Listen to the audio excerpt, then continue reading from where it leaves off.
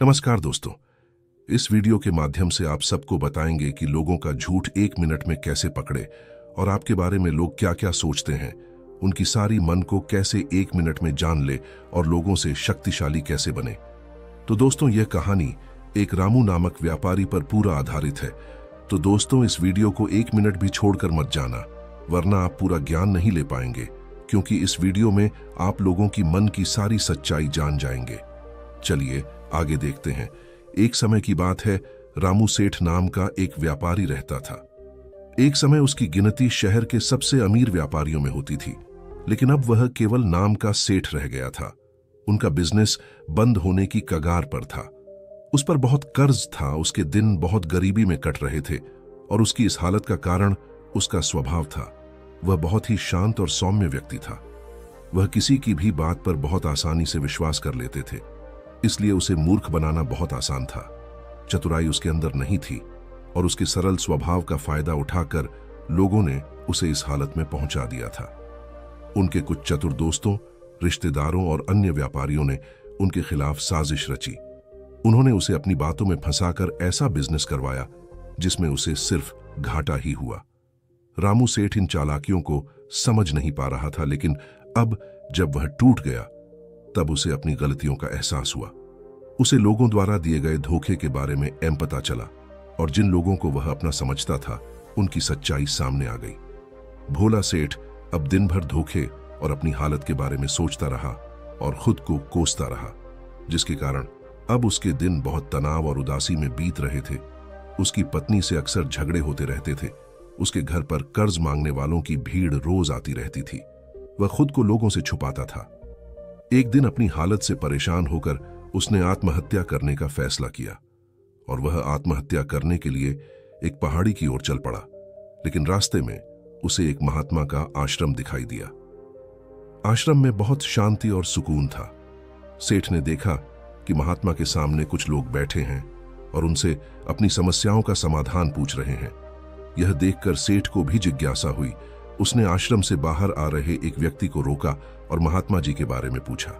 व्यक्ति ने व्यापारी से कहा कि वह महात्मा आसपास के सभी कस्बों और गांवों में अपनी बुद्धि के लिए बहुत प्रसिद्ध है।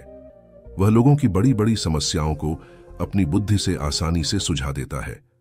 यह लोगों के मन की बात जानने और उनके झूठ को पकड़ने में माहिर है, क्योंकि इसने मानव स्वभाव के बारे में गहराई से अध्ययन किया है और इसे समझने में महारत हासिल कर ली है।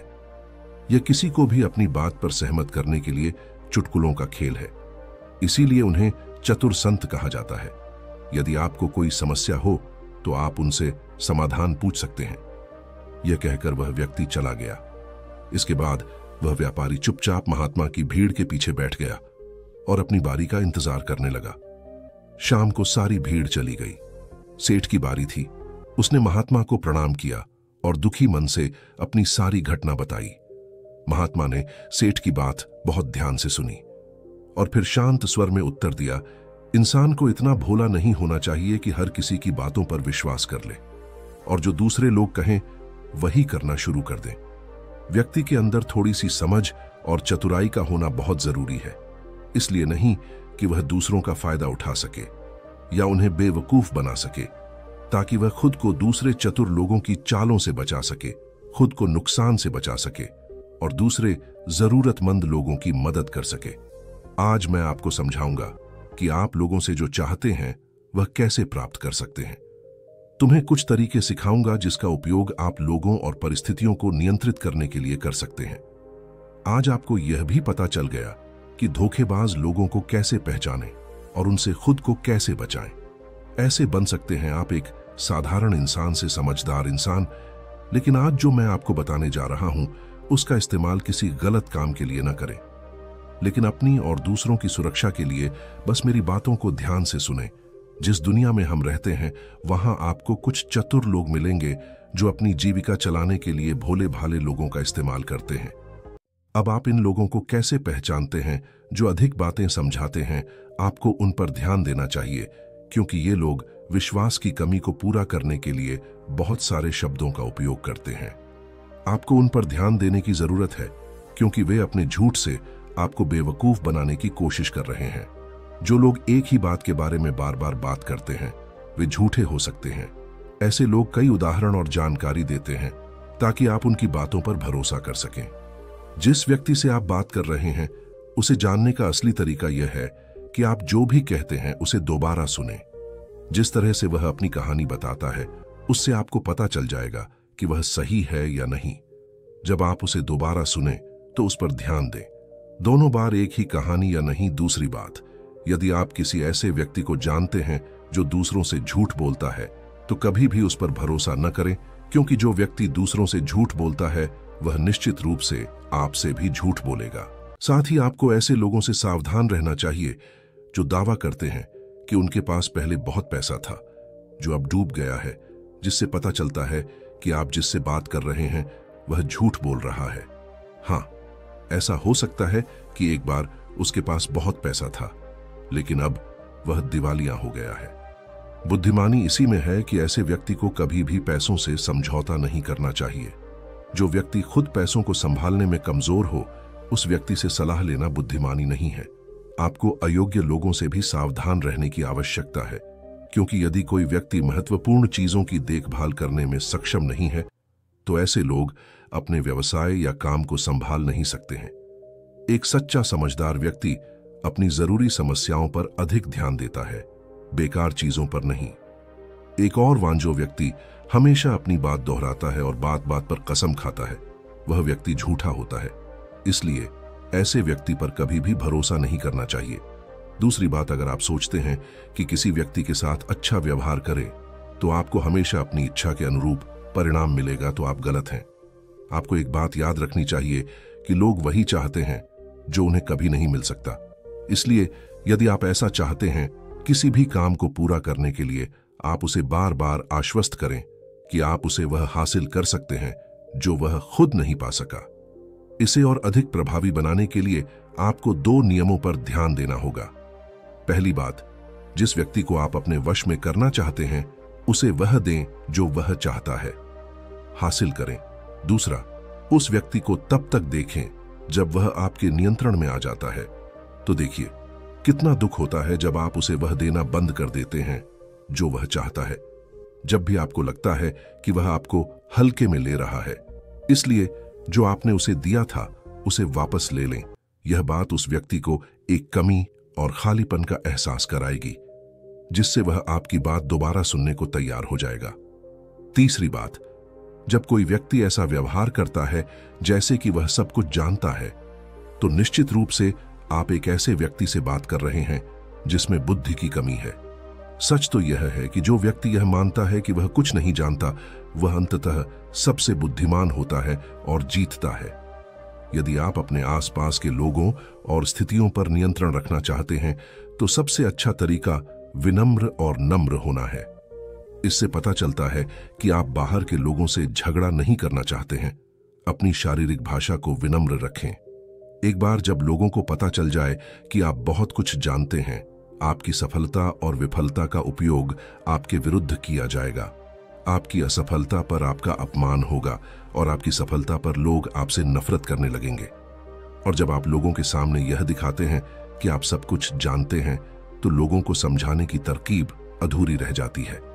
लोग आप पर उनका उपयोग करने का आरोप लगा सकते हैं और वे आपको अपनी योजना के साथ आगे बढ़ने का मौका दिए बिना ही मना कर देंगे। लोग हमारे निर्दोष, अज्ञानी और विनम्र होने के कारण हम पर संदेह नहीं करते हैं कि हम उनसे काम ले रहे हैं। जो व्यक्ति अपनी भावनाओं और जज्बातों को छुपाने में माहिर होता है वह दूसरे लोगों को आसानी से अपने वश में कर सकता है। जब लोगों को लगेगा कि आप विनम्र हैं और झगड़ालू स्वभाव के नहीं हैं तो वे आगे आकर आपकी मदद करना चाहेंगे और शायद तब वे आपको अपने बारे में जानकारी देंगे जिसका उपयोग आप उन्हें नियंत्रित करने के लिए कर सकते हैं। और वे आपको यह सारी जानकारी देंगे क्योंकि उन्हें यकीन है कि आप उनसे नहीं लड़ेंगे। जो व्यक्ति यह मानता है कि उसके अंदर सुधार की गुंजाइश है तो उसके सफल होने की संभावना कई गुना बढ़ जाती है। व्यक्ति के अंदर विनम्रता इसलिए भी आती है क्योंकि वह सोचता है कि उसे बहुत कुछ सीखना है, लेकिन जो व्यक्ति यह सोचता है कि वह बहुत कुछ जानता है वह आसानी से मूर्ख बन जाता है।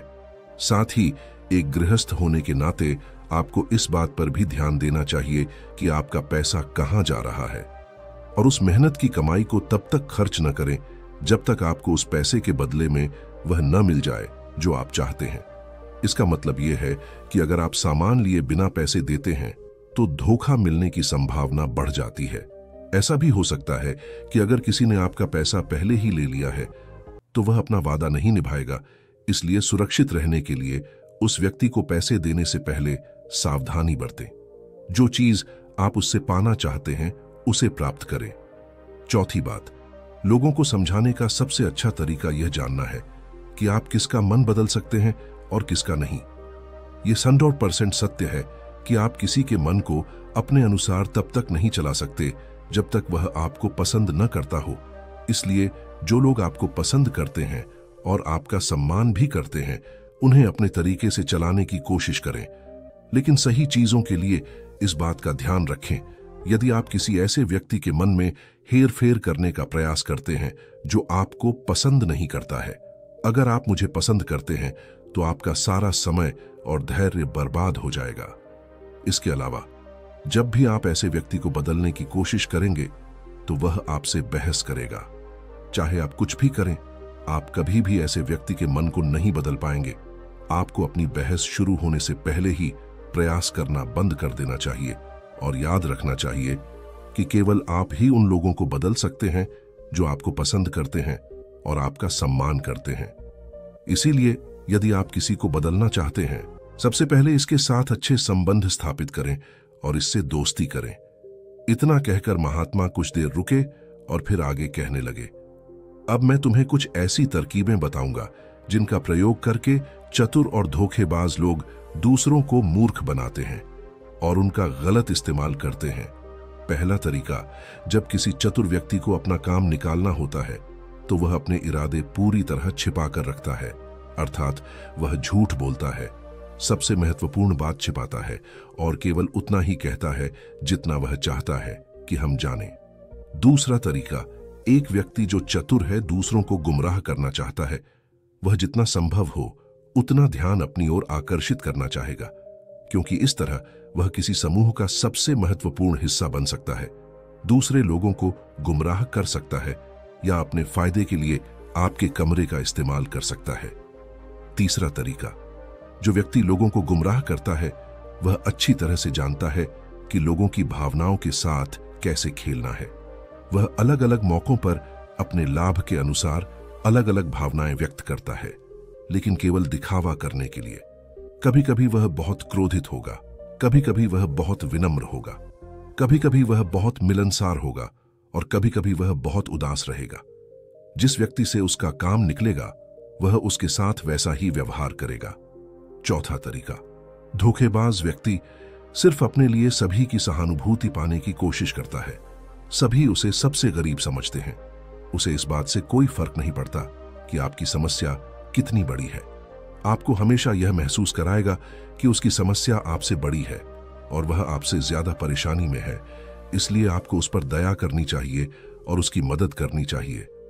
पांचवा तरीका, एक चतुर व्यक्ति जो आपको नियंत्रित करना चाहता है, उसकी अपनी इच्छा के अनुसार आपको यह सोचने पर मजबूर कर देगा कि वह आपके जीवन का सबसे महत्वपूर्ण व्यक्ति है। आप इसके बिना काम नहीं कर सकते, लेकिन वास्तव में ऐसा नहीं होता है। वह आपको सिर्फ यह आश्वासन देता है कि आप उसके बिना जीवन की कल्पना नहीं कर सकते हैं। इस तरह जितना अधिक आप उन पर निर्भर होते जाते हैं, उतना ही अधिक उनका आप पर नियंत्रण बढ़ता जाता है और वे आपसे अपना काम करवा लेंगे। छठा तरीका, एक चतुर व्यक्ति हमेशा यह कोशिश करता है कि किसी भी बड़े काम का श्रेय हमेशा उसे ही मिले। तारीफ तो उसकी ही होनी चाहिए, चाहे कोई कुछ भी करे, लेकिन तालियां सिर्फ उसके लिए हैं। इसलिए वे ज्यादा से ज्यादा लोगों का ध्यान अपनी ओर आकर्षित करना चाहते हैं। अधिक से अधिक लोगों को अपने साथ जोड़ने के लिए चतुर लोग अक्सर सबसे कठिन काम दूसरों को सौंप देते हैं और आसान काम अपने पास रख लेते हैं, लेकिन सारे काम का श्रेय खुद लेने की कोशिश करें। सातवां तरीका, एक धोखेबाज आपका सबसे अच्छा दोस्त होने का दिखावा करेगा। वह दिखाएगा कि आपका उससे बेहतर दोस्त नहीं हो सकता। इस तरह से आपके सभी रहस्य जानने की कोशिश करेगा और गलत पर समय वह उनका उपयोग आपके खिलाफ करेगा। इसलिए अपने रहस्य बताने से पहले 10 बार सोचें, क्योंकि दुनिया में सबसे खतरनाक चीज एक धोखेबाज दोस्त है। इसलिए यह पहचानना सीखें कि कौन दोस्त है और कौन नहीं। 8वां तरीका, अधूरी जानकारी दें। एक धोखेबाज व्यक्ति आपको केवल उतनी ही जानकारी देगा जितनी वह आपसे जानना चाहता है। कारण, क्योंकि वह चाहता है कि आप सिर्फ ये बातें जानें। वह कभी भी आपके साथ पूरी बातें साझा नहीं करेगा। वह सबसे महत्वपूर्ण चीजें छिपाएगा ताकि समय आने पर वह उनका उपयोग कर सके और सारा श्रेय ले ले या अपना काम पूरा कर ले। 9वां तरीका, एक चतुर व्यक्ति कभी भी अपनी बात पर कायम नहीं रहेगा। समय आने पर वह अपनी बात से मुकर जाएगा। इसका कारण कुछ भी हो सकता है। या तो वह चाहता है कि आप ऐसा न करें, या वह जानबूझकर ऐसा कर रहा है। यह उसकी मंशा पर निर्भर करता है। 10वां तरीका, वे ऐसा दिखावा करते हैं जैसे उन्हें कुछ भी पता नहीं है। वे सबसे निर्दोष हैं। हालांकि उन्हें उस समय उस घटना के बारे में सब कुछ पता है, लेकिन फिर भी वे आपके मुंह से सब कुछ सुनना चाहेंगे, क्योंकि कल को अगर उनके मुंह से कुछ ऐसी बात निकल गई जो नहीं कहनी चाहिए थी, तो वह आपका नाम ले सकते हैं कि उसने मुझे बताया, या वे निर्दोष बने रहे ताकि वे अपनी जिम्मेदारियों से बच सकें। जितना उन्हें मिल सकता था उससे अधिक काम के बोझ से दूर रहें।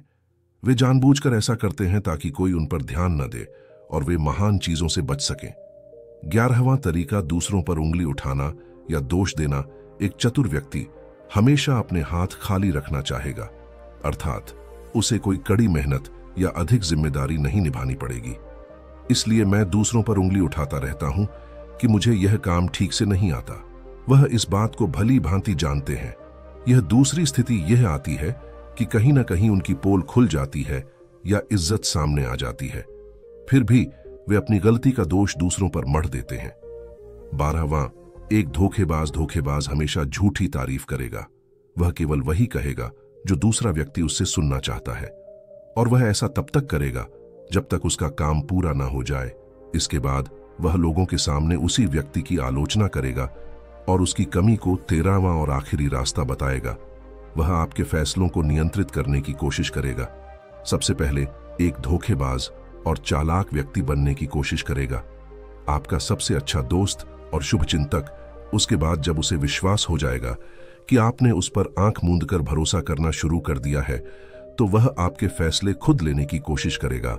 वह आपको यह महसूस कराएगा कि उसने आपके लिए जो फैसले लिए हैं उससे आपको फायदा होगा। समाप्त। चतुर व्यक्ति को फायदा होने वाला है। तो ये थे वो तरीके जिनसे आप लोगों को अपनी बात मनवाने के लिए इस्तेमाल कर सकते हैं और चतुर और धोखेबाज की पहचान कर सकते हैं। उन लोग, आप उनसे बच सकते हैं। रामू सेठ को सभी उत्तर मिल गए। उन्होंने महात्मा को उनकी बहुमूल्य जानकारी के लिए धन्यवाद दिया और अपने घर वापस लौट आए।